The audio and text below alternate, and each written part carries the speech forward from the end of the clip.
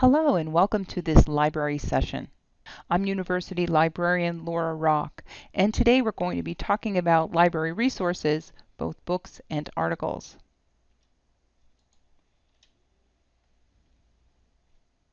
In this image we see the two Peanuts characters duking it out, Lucy and Linus, book versus article. But it really isn't a battle. Books provide a particular type of information and articles provide another type of information, and they both complement each other. So sometimes students will look to an article when they need to look at a book to answer their question, and vice versa. So we're going to take a closer look at that. Book resources, how do they help us? Well, they help us to understand our topic in a broader context. They provide a comprehensive overview of the topic with in-depth coverage, providing us with the history and chronology of that topic, which can help fill in gaps that you don't know about your topic. So this is always a good place to start in the research process. At the end of an entry in an academic or scholarly book or reference book, you'll generally find bibliographies to support what has been said, and these references might be to other articles, or they might be to other books, or they might be to websites. But still, there are sources that lead to other sources of information. This background information, you have a firm foundation for developing a research question. That's important because usually we start with a very broad topic. When we search for book resources, we search broadly. We can identify keywords that we might use for searching when we go into an article database. So it's an important step. Where do we find these book resources? Well, we can find print books and some ebooks in the library catalog. We can also find them using OneSearch, which is what we call a federated search that searches across all of our subscription databases. And we have both ebooks and journal articles in OneSearch. But you can also look for ebooks directly on an ebook platform. And there's different types of books. We can think of reference books like specialty encyclopedias, handbooks or dictionaries, and we usually call those reference books. Or we can talk about monographs, our chapter books, and we'll find a lot of those on the ProQuest ebook platform. And I'm going to be highlighting the library catalog, the Sage Knowledge Base, and the ProQuest ebook platform when we go live into the library homepage. But there's also an entire tutorial on navigating the library homepage. And if you haven't watched it, I would highly suggest, if you're new to the library or need a refresher of library resources and services, that you watch that. Articles differ from books in that they address a very focused aspect of a topic.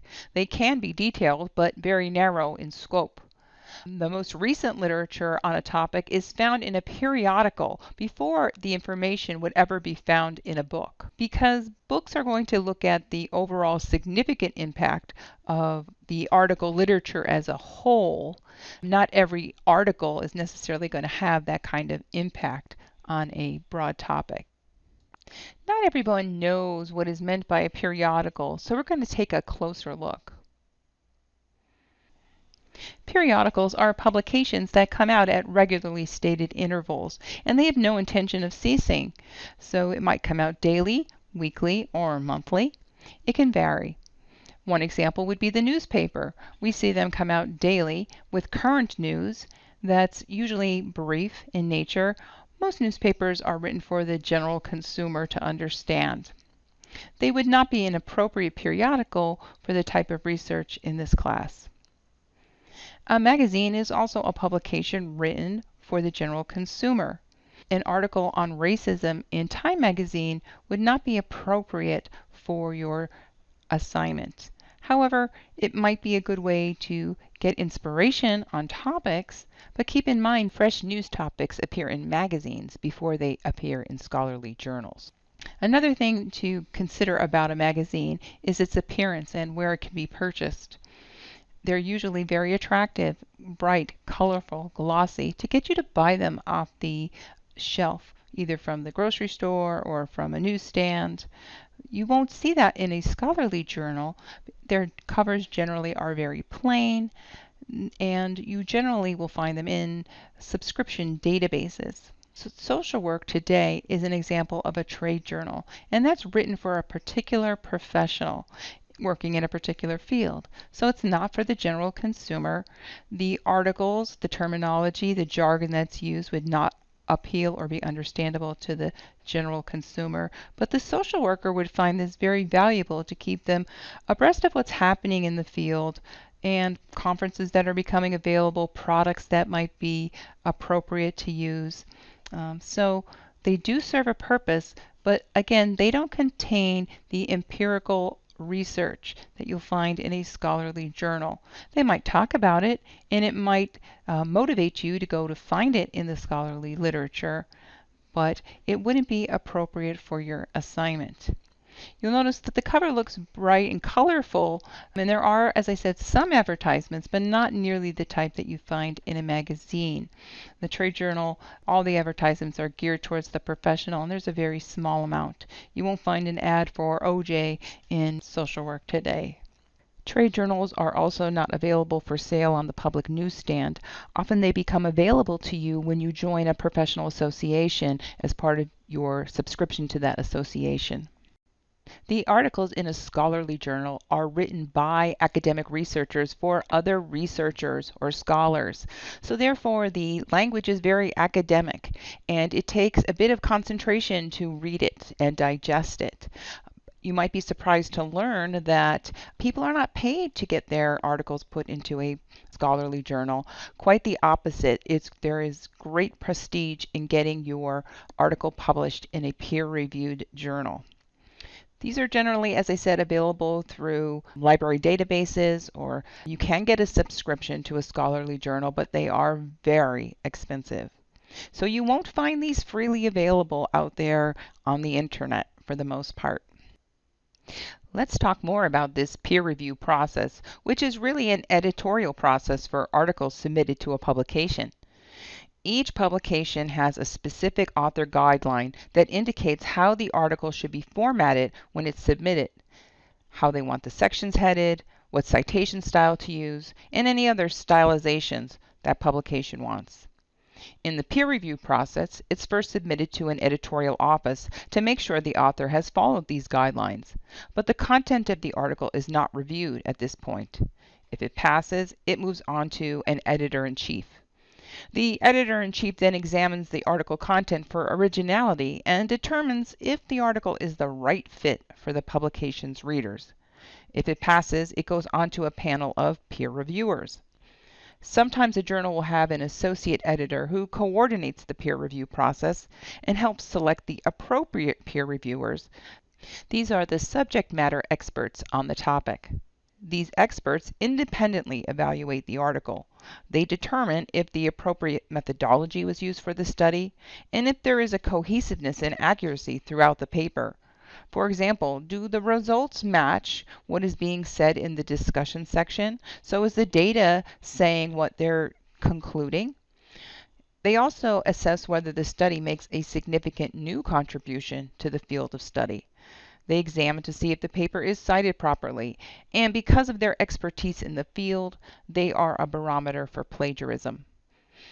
Any weaknesses, comments, or recommendations for revision are documented and returned to the editor. The editor reads the recommendation from all the reviewers and either accepts the article for publication, rejects it, or sends it back to the author for revisions, whereby the process begins all over again. So it can take months or years before a research article actually makes it to publication. And you should know that this process is usually double-blinded so that the peer reviewers never know who the author is and the author never knows who the peer reviewers were. Peer review is a hallmark of quality. Therefore, it is an appropriate type of article for your assignment. There are several ways to know if your article is from a peer-reviewed journal. The easiest way is to use the database limiters within the library's databases. You can limit to academic or scholarly. You can limit to peer-reviewed. Terminology varies slightly, but it's very easy to limit your search. You can also use the database called Ulrich's Web. It's available from the library in our A to Z list, and this database can tell you what type of periodical it is when you enter the title or the ISSN number. It will tell you whether it's peer-reviewed, and it refers to it as refereed. It'll also tell you if it's a magazine or if it's a trade journal.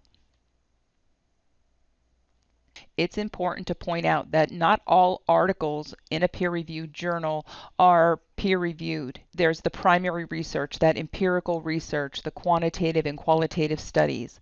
There are the review articles, the secondary literature that appraises or gathers information based on the primary research. However, there are also editorials, commentaries, letters to the editor, and book reviews. The latter should be avoided when you're doing your assignment. Stick to those primary and review articles. Now, in order to combine terms to find articles in a database, you need to understand how Boolean operators work. And you might remember these from your days of algebra. There are 3 of them: and, or, and not. We use and to combine separate concepts. So if we were looking at cultural competency and social workers, where do those two intersect so I can find an article about social workers that addresses cultural competency? So then we combine those two terms together with an and. And the result set would be that portion in the middle of that Venn diagram, that intersecting portion, so that your result set gets smaller when you use an and that's how we focus in on what we need. Sometimes our result set isn't large enough, or we may not quite have a handle on the terminology that we should use. So we grow that search using a Boolean or. So we might be talking about social workers or mental health workers or counselors. And so we join that together to broaden our search. So when the result set comes back, it can have term A or term B, or it could have both terms. So you see the large shaded area representing the result set. Sometimes we don't want a term to be included in our result set, and we use the Boolean operator not. So perhaps, and I'll use maybe a funny example, suppose you were looking for an article on boxers, but not dogs, because you don't want the boxer the dog, you want boxers the athletes. So in that case, that's how you might make use of the Boolean not. So if it's a term that might have multiple meanings and you want to exclude one, you would use not. I find students don't use it all that often, but you should be aware of it. I also want to talk about 2 research techniques: phrase searching and truncation. Phrase searching is for searching 2 words adjacent to each other. So if you have a concept that's represented by 2 words, like racial bias or ethnic socialization, you want to put it between double quotation marks so that the database finds that exact phrase. If we want to grow a search, another way we can do it is to use truncation, and we can search the root of a word to find other word endings of that word. So theory, T-H-E-O-R, asterisk, would find theory, theories, theoretical. So truncating back theory, and by chopping off the Y, allows us to find different word endings. They can vary by database, but in the databases we'll be working with today, it's definitely the asterisk. So where do we start? Generally, we start with a broad topic, and we take that broad topic and we look at a book source. We'll go to a reference book. We'll go to a chapter book. We'll go to a textbook. And we'll get further understanding. We'll gather keywords. But once we have a handle on the aspects of that topic, we can then use the information we found to focus in on a very narrow research question, such as how do parental attitudes about ethnicity and race impact peer relationships of children? If I were to enter that entire sentence into an article database, I would get 0 results because we cannot use it as we would in Google. We have to break it out into its keyword concepts. So parental attitudes, ethnocentrism, child-peer relationships. That final concept, child-peer relationships, is a little bit awkward, so I'm going to have to think a little further how I might represent that in the database. When I develop a search strategy, I usually start with the grid, and I'll put in the vertical column all of my concepts, so parental attitude, ethnocentrism, and peer relationships. And I join that with a Boolean and, each separate concept. And I decided on peer relationship for that last one. And then I want to grow the search. So perhaps it's not just peer relationship, maybe it's peer interaction. And then from my background research, I noticed the terminology intergroup or in-group being used as the types of relationships that they might have. This is sort of a balance between the broad idea of the concept and the narrow idea of the concept. So when I look at ethnocentrism, it's closely related to racism, not exactly the same, but it also involves prejudice and a sense of superiority. So I ordered those concepts in as well. Because we're doing keyword searches, we're looking for words that we think represent our concepts. What I think it is and what you think it is may be two different things. That's one of the reasons we use this background sources to get a sense of how things are being used. Once we get in the databases, we'll look at our result sets and see how they're used, because we don't know how the authors may have chosen to represent it. Once I have my grid complete, I think about applying some of those search techniques. You can see with the asterisk that I've tried to use truncation. And you can see with the double quotes, I looked at phrases like peer relationship or peer interaction. You have to be very careful because sometimes when you truncate, you can truncate back too far. So if we look at RACIS, it will pull up racist or racism, but it will not pull up race or racial. But I have to be careful because if I go too far back, I might pick up words that I don't want. So if I did RAC and asterisk, I might end up with words like racehorse or racetrack. And we don't want those types of terms appearing in our result set. So you have to be careful with truncation that you don't go back too far. But once again, searching is an iterative process, so maybe you try it this way. If you don't get good results, maybe you go back further.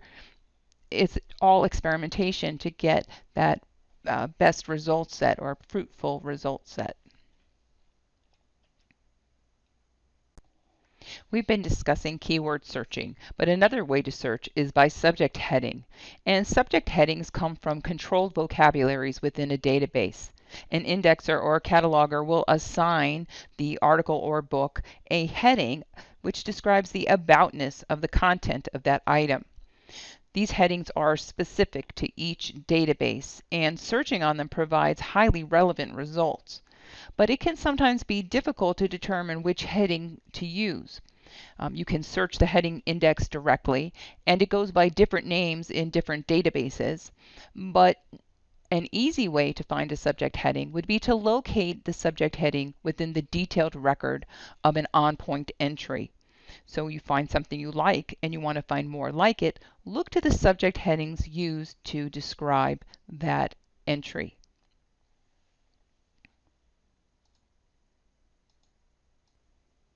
When we get to the library homepage, then the decision is what article database do we want to choose. You can use our databases by subject list and look for social work. You can go directly to a database through our database A through Z list. We're going to be taking a close look at the Academic Search Ultimate database, which is multidisciplinary, meaning it indexes journals from many different disciplines. OmniFile is another multidisciplinary database. Then there are a few subject specifics that you might want to explore, PsycInfo or SocIndex. The thing that all of these have in common is that they are EBSCO databases. And EBSCO is the vendor, so when you're communicating with me and you say, oh, I searched the databases and I ask you which one you used, you don't want to tell me EBSCO, you want to tell me Academic Search or PsycInfo. They all have a similar interface, being EBSCO databases. So that's why I'm starting with these 4, and this will give you, I'm sure, opportunity to find something you can use for your assignments. The other option is to use the OneSearch, the federated search, to find articles. So next we're going to go out into the library homepage, library.misericordia.edu, and we're going to do some live searching, and then we can put some of this theory, all this talk into action, and hopefully clear up some of the questions you might have. If you're in the MU portal, an easy way to access the library is through the quick links. Follow the quick link directly into the library, or type in library.misericordia.edu into your browser. And so we'll begin with the library catalog. You might want to enter your broad concept in. So we started with the topic of ethnocentrism, and you might think, well, this is where I'll start. And I have 9 results, and as I looked through the results, I wasn't so certain it was exactly what I needed. So let's click on one of the titles. Here we see the detailed record, and this particular book, by reading the title, is aimed at nursing. But it does identify another concept for me, cultural competency, which may be something that I want to explore. Now, as I look through, you can see ethnocentrism highlighted because when the database searches, the library catalog database, it is searching for these terms within this detailed record. And so it appears on this one particular chapter. It might or might not be helpful to you as a social worker.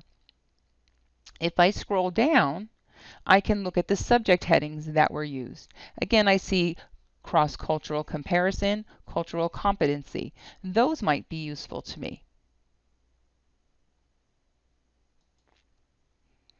Another thing to think about would be searching even more broadly, because the term has to appear in that record. And sometimes the records are not that full. You don't get the table of contents. You do not get a detailed summary. That varies. It's not a required field in cataloging a book. So what you might do is think social work. And we're not going to use Boolean operators. We're not going to put in an and or not in the library catalog. Save that for the article databases. We're going to just maybe put minorities in.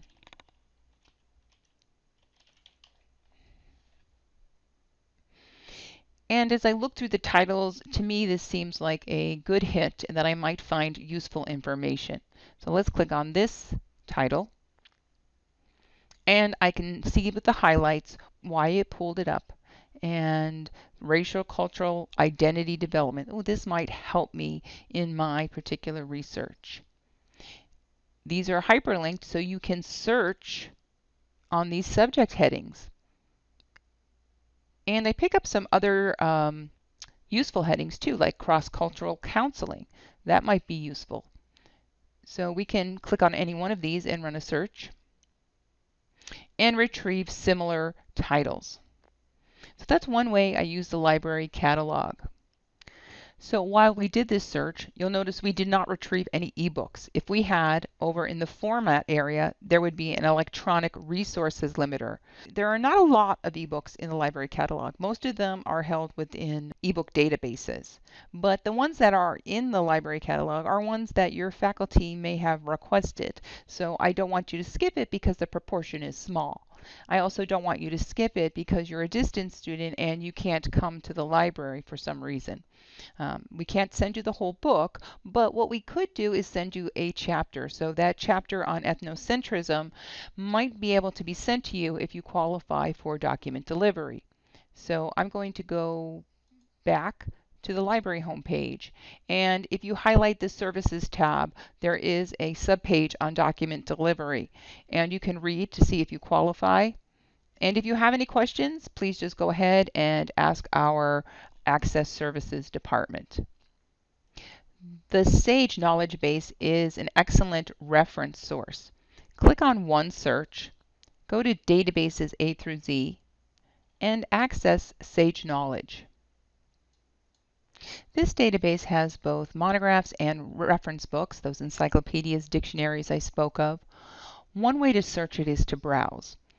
In the upper menu, select Browse, and then browse by a subject. You won't find a subject for social work here. Click on Health and Social Care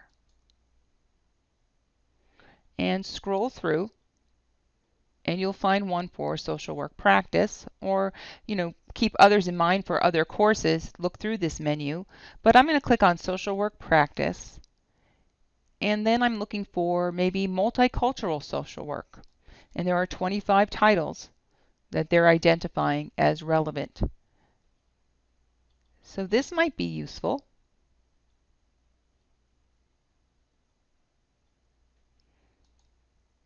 And if you click on the title, you can then go ahead and search right within the book and put search terms in. Or you could explode the chapters and see what they're about. Alternatively, we can just go ahead and search for our terms. When I enter ethnocentrism, I find several entries within different books. An entry within the Encyclopedia of Bilingual Education, the Sage Dictionary of Sociology, and there are many of them. If you click on the entry, you'll be taken right to that entry within the book. And if you prefer to read these in print, you can always download them as PDFs. If you use any of these resources, you'll want to be sure and cite them in your work. In the right-hand side are double quotation marks, which indicate citations within this database. If I click on it, it defaults to APA, and you could copy it to your clipboard. The thing you want to remember is that these are good tools for getting us started, but the responsibility falls on the user to make sure that it's accurate. And these tools do make mistakes, so you'll want to be sure and check the publication manual. I'm back at the library homepage, and I want to show you how to quickly access our ebook platforms. While they're in the A through Z list, there are several, such as ProQuest, that you can get to quickly. And you can use the information we learned from the library catalog and apply it here. You can do a search much like you do in other databases. And so I can type in social work and minorities.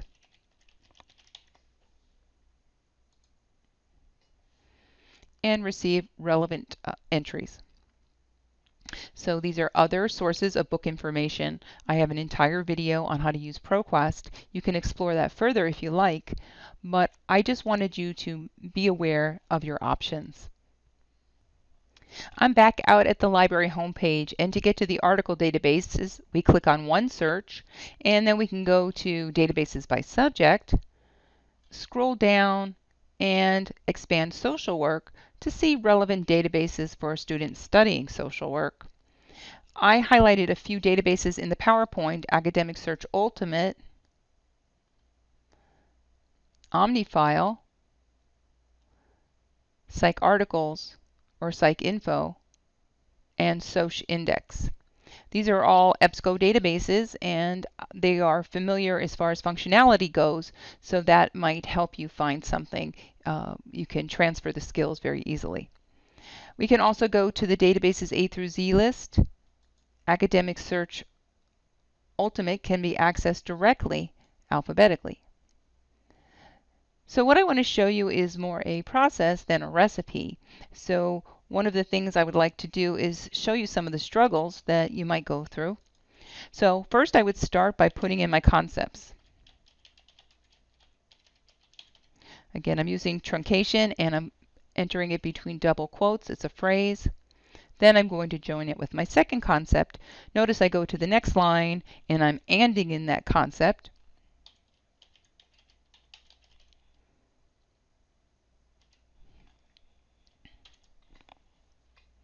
And the third concept was peer relationships.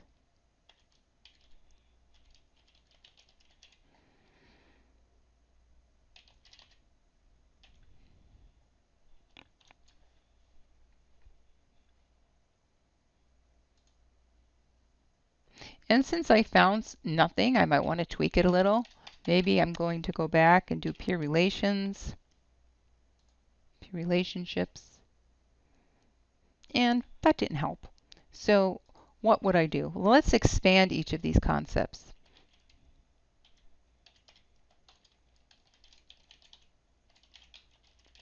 And as I go along, I might want to run a search just to see the impact it's having. So that's not really helping. So one of these other concepts needs to be represented differently to find something in this database.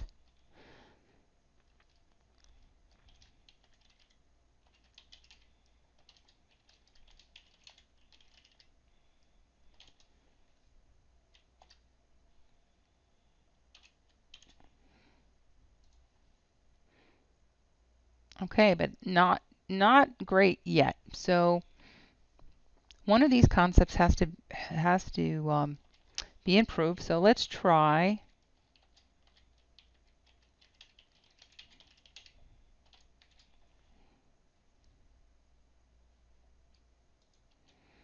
and notice I'm typing all my ORs in capital letters. That's because in some databases it's required to be in caps.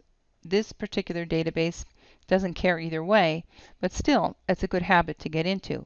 Now that seemed to help my search results go up. Now we're up to 44. I'm going to use some of the terminology that I saw when I was doing my background searching. And that seemed to help a lot. So as I scroll through, let's see how relevant these titles are.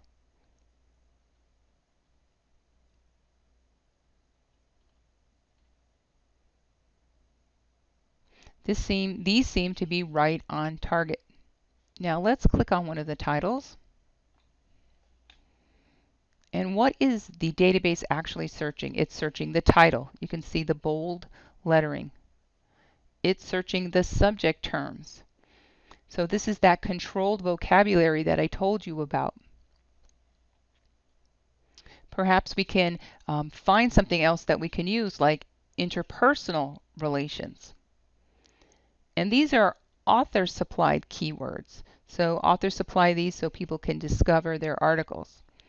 So maybe friendships was a good way to think of it, but it did pull it up because of the word intergroup, and it's a very specific type of friendship. And here's the abstract. This is what your keywords are searching on. The abstract is a description of what the article is about. And that's very useful if the article is not available full text, because you want to read that to be sure it's something you want to go through the trouble interlibrary loaning. Well, let's go back to our result list. Let's talk about these limiters on the left now that we have our results set. So talking about full text, do not limit to full text. What happens is no longer can you link out to other articles that we might have in another article database. So that wouldn't work. But if you have the HTML or PDF full text, you immediately know it's in this database. So I'm going to unclick that. So it's not necessary to use. So let's look at this first article. There's no PDF here. When I link out, it tells me we don't have it in another database, so you're going to have to try and get it through interlibrary loan. That would be called our TPASA. That's our interlibrary loan service. And you need to fill out the asterisk fields. They're pretty self-explanatory, but I just want to mention that the needed before date is what could be considered a cancellation date. So if you think, well, I need it before tomorrow, and you really can wait, 2 weeks, then you don't want to put tomorrow, you want to put 2 weeks, because the date you enter is the date your request will get canceled. We suggest giving 7 days. Many times it comes in sooner. Sometimes we can't get it at all. So give yourself plenty of time, and you will be notified either way. When it comes in, you can view it 5 times or within 30 days. So be sure and download it if you get it in. Okay, some of the other limiters that we have are publication date. So you might want something, say, a little more recent. and it will update your results within that publication parameter. Now, we want to limit to academic journals. Depending on your search query, you may have other options, conference papers, theses, newspapers. You want to limit to academic journals. And that eliminated the magazine from our results set. Also, use the language limiter, limit to English, because it can be deceiving. Sometimes the title will be in English, but the actual article is in Spanish or another language. So make sure you use that. I'm going to click back on the title to show you a couple of features in the tools. If you use this article and you'll need to cite it, you might want to use the cite feature. Scroll down, find your citation style, and then again, it's your responsibility to verify that it's accurate. You can't just copy and paste it. I see an error in the way that the article title is formulated here. They capitalize the first letter of each word in the title, and that's incorrect. So you need to go ahead and verify that. One other thing, if you're going to share this with an instructor or even myself, make sure if you're going to share an article and have questions, you click on the permalink and then use the permalink when you're referring to someone else, not what's in the address bar on top. Once you close out the browser, this will no longer pull up your article. This is permanent. It will bring me right back to the article. The last feature I want to show you is the export feature under Tools. Click on Export, and you're prompted to save directly to our Citation Manager, RefWorks. Go ahead and select Save, and then follow to the new RefWorks. If you don't already have an account, go ahead and create one down here in gray. And begin by entering your MU email address, and then just follow the prompts. Since I already have one, I'm going to go back and enter my information.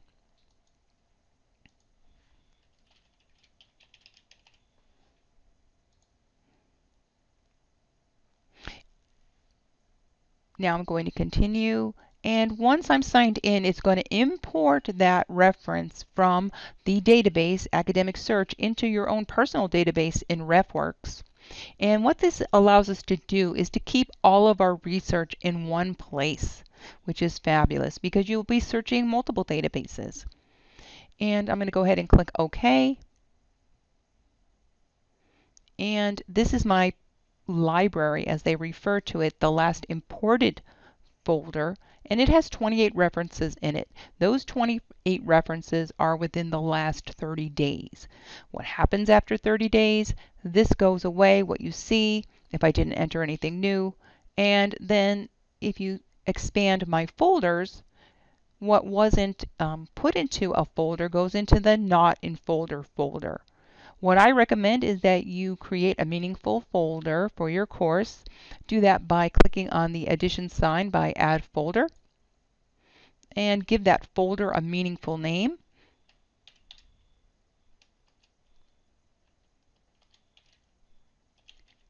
Maybe you want to give it a course number.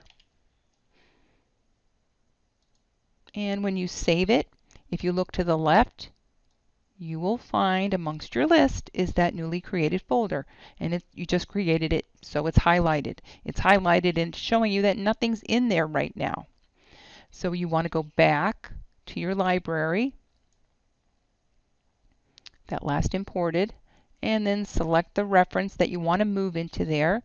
Go up to the top where it says Assign to Folder, scroll down, select the folder, and apply.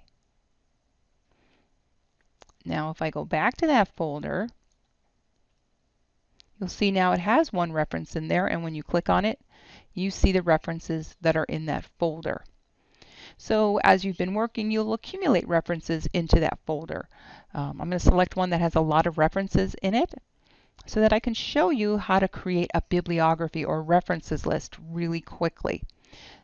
Select the ones you used in your paper, or if you use them all, select them all, and then go up to the top where it says Create Bibliography. You want to make sure that you're using the appropriate citation style. So you can use the drop down and run a search for the style that you need. If you're using APA 6th, this is the one you want to use. You don't want to go ahead and use the ones that say no title casing applied or annotated with abstracts. Let me show you why. If I scroll down into this references list, I can see this looks fine to me. I don't see any errors here because that's what you need to do, even just like with the cite feature in the database. You have to make sure they're accurate. This gives you a great head start, but you do have to double check them. And so I look at that and it's fine, but what if I had chosen no title casing applied? If I look down, that same reference now is entitled, the title's in title case, and that's not right for APA 6 as we use it. So we want to make sure we don't use that one. If you need 7th, you want to do a search for 7th. Also, you want to make sure you don't use the one annotated with abstracts, and you'll quickly see why. There you have the abstract that was in the database. You can't use this for an annotated bibliography because this isn't your work, so we definitely don't want to ever use that one. So I'm just going to go back, and I'm very happy with this. I'm going to copy it to the clipboard, go over to my paper, and then just right-click and paste it in. And here, if you want to go ahead and correct any errors, you can go ahead and do that. Now, how do I know if I have any errors? And the only way really to know if you're not familiar is to get familiar with the publication manual. So I'm going to go back, and I'm going to go to the library homepage. So I'm going to type in library.misericordia.edu. Here I am at the library homepage. I'm going to scroll over Research Support and go to Research Guides. Well, while there is a citation guide for multiple styles, I'm going to scroll down to social work. There's a guide for social work, and within this social work research guide, I have information embedded on citation resources. And of course, this will be updated as we receive the 7th edition, and that will be in here as well at that time. But for now, we have the 6th edition information, and I just want you to know that the manuals only come in hard copy. For the 6th, there is a supplement called the APA Guide to Electronic Resources. It's an online PDF book, which is nice. And you may be prompted to log in if you aren't already logged in with your MU username and password when you click on this. But it just gives you examples. So here's a journal article with a DOI. And so it's hyperlinked and it brings you to an example. So this is a great resource, but this is for the 6th edition. I'm just going to go back. And at the moment, there's a quick guide for the 6th that the librarians have put together. And that's also very useful when the manual isn't handy for you. It's not a substitute, but this is like a little bit of a helper. So this page was actually taken from the manual. It's on in-text citations, and so this can help you for those inconvenient times when you don't have access, but you definitely always want to become familiar with the official publication manual. So I'm just going to go back and also show you under this tab on the Social Work Guide Citation Resources tab, I have information about RefWorks. So some of this is this is printed out in a PDF so that you can follow along. There's a lot more to know about RefWorks, but this gives you the essentials about what you can do and mostly what people use it for.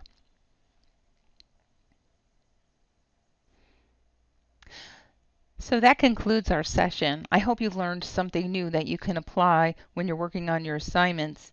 I hope that you won't be frustrated by the process and do indeed see that it's a process and that even for myself, entering the terms is a learning experience and I just learn from what I find and move on.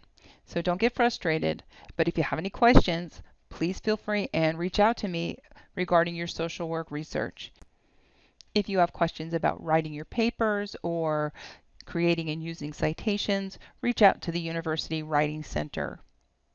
I wish you well in your research.